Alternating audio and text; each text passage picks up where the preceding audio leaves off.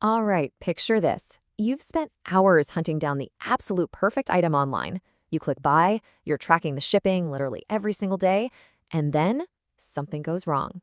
Maybe the box never shows up, or worse, you finally open it and the item is just completely broken. We've all been there, and honestly, it's a terrible feeling. But today, we're going to transform that frustration into total empowerment. Welcome to The Explainer. This is your ultimate step-by-step guide to mastering eBay disputes and safeguarding your purchases so you never have to stress about a bad transaction again. Seriously, is there anything worse than eagerly waiting for a package, only to open it and find a broken mess inside? It is the universal fear of online shopping, right? That sinking feeling that you just lost your hard-earned money on a bad purchase. But here's the thing. As a buyer on this platform, you actually have an incredibly strong built-in safety net. You just need to know exactly how to use it, and that is exactly what we're going to cover today. So, here is our roadmap for today's explainer. We are going to cover 1. The money-back guarantee. 2. Identifying a dispute need. 3. The step-by-step dispute process. 4. Tips for successful resolutions. 5. Common mistakes to avoid. And 6. Next steps and final outcomes. Okay, let's dive into this. First up, Part 1, the money-back guarantee, which really is your built-in safety net. This policy right here, it's the absolute foundation of your protection as a buyer. The money-back guarantee automatically covers your purchase price plus the original shipping costs. It basically kicks in if an eligible item doesn't arrive, if it's faulty, or if it simply doesn't match the listing description. And what is really fantastic about this whole setup is that there is absolutely zero extra fee for this coverage. As long as you complete your purchase on the platform and pay using an eligible payment method at checkout, you are automatically covered. Moving on to Part 2. Identifying a dispute need. Knowing exactly what went wrong. Okay, so before you go clicking any buttons, the very first thing you need to do is correctly identify your specific scenario. Think of this kind of like a choose-your-own-adventure for getting your money back. On the left side here, we have item not received, or INR. This is exactly what it sounds like. Tracking shows no delivery, or the package just flat out never showed up. On the right side, we have significantly not as described, or SNAD. Now, this applies if the item did arrive, but it's broken, it's defective, maybe it's missing parts, or it just outright doesn't match the photos or description from the listing.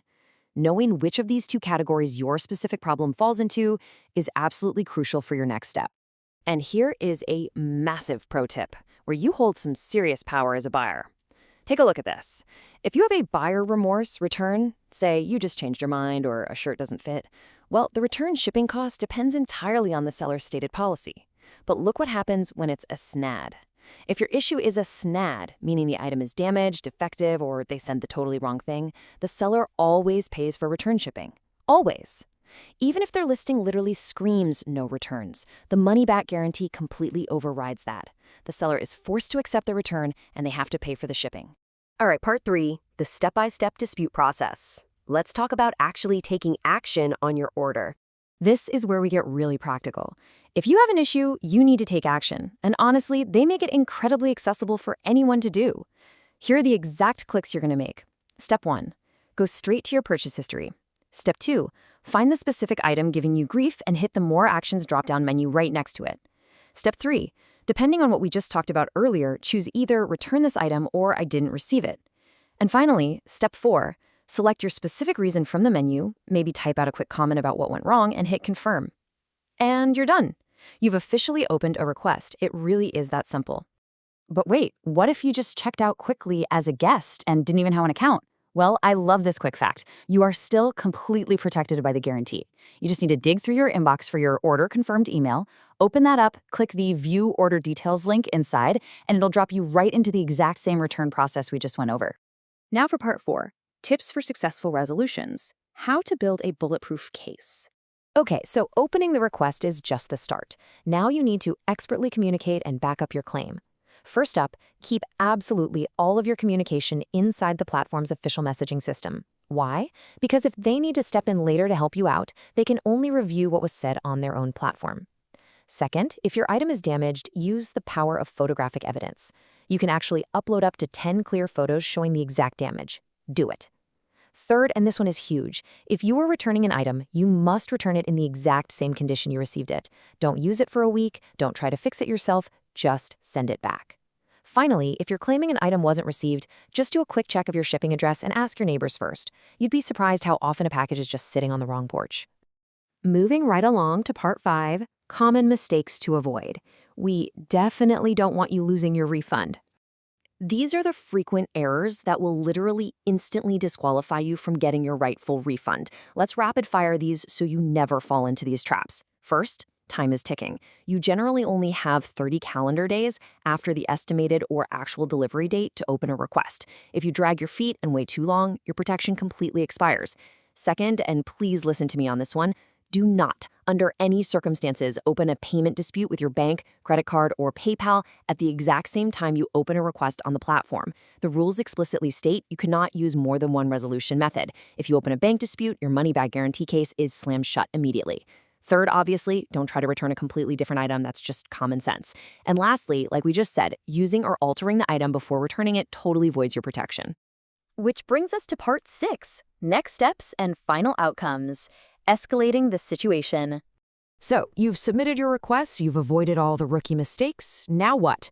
What if the seller just completely ignores you? Well, this process is highly time-sensitive. On day 1, you open your request. From that exact moment, the seller has exactly 3 business days to respond and resolve it. If they ghost you or they refuse to help, you don't just sit there waiting. After those 3 business days pass, a magical new option appears for you. Ask eBay to step in. Now, you have up to 21 business days from your original request date to click this button. Do not wait too long, because if there is 0 activity for 21 days, your request just closes automatically.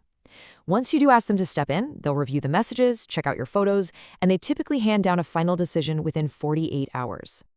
Now burn this number into your brain. 30.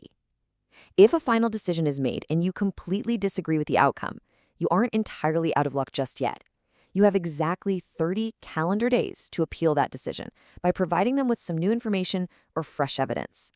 Before we completely wrap things up today, I do need to drop a quick professional disclaimer. While this explainer gives you a really comprehensive and powerful foundation based on current rules, policies absolutely can and do change over time. You should always consult the official help resources and the money-back guarantee policy pages for the most up-to-date information regarding your specific transaction. All right, we have walked through the safety net. We figured out how to identify your issue, the exact clicks you need to make, the photographic evidence to gather, the massive mistakes to avoid, and the whole timeline for getting your cash back. So now that you know exactly how to protect your purchases and navigate the entire dispute process like an absolute pro, are you ready to shop with absolute confidence? Thanks so much for joining me on this explainer, and hey, happy hunting out there!